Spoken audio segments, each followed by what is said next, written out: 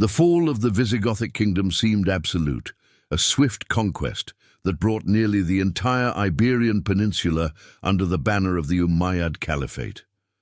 But in the rugged, rain-swept mountains of the north, a spark of resistance refused to be extinguished. This is the story of the first cries of defiance, the birth of a 700-year struggle that would come to be known as the Reconquista. Welcome back to our journey through the history of Al-Andalus.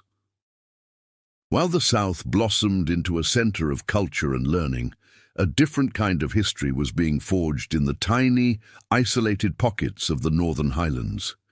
Here, a handful of Visigothic nobles and local leaders, refusing to submit, rallied around a figure named Pelagius, or Pelayo. The year is 722.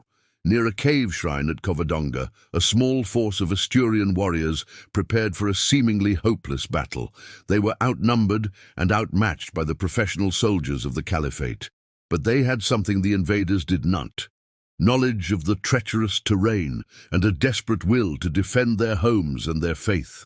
The ensuing battle was more of a tactical ambush than a grand clash of armies.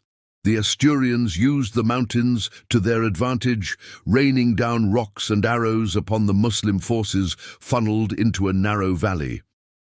The victory at Covadonga was small in a military sense, but its symbolic power was immense. It was a declaration that the fight was not over. It proved that the conquerors were not invincible.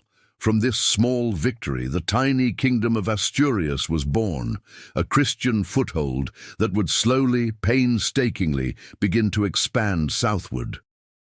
This wasn't a grand, unified campaign at first.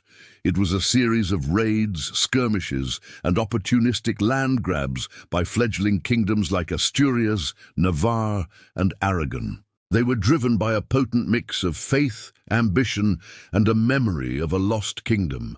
This was the seed from which the Reconquista would grow.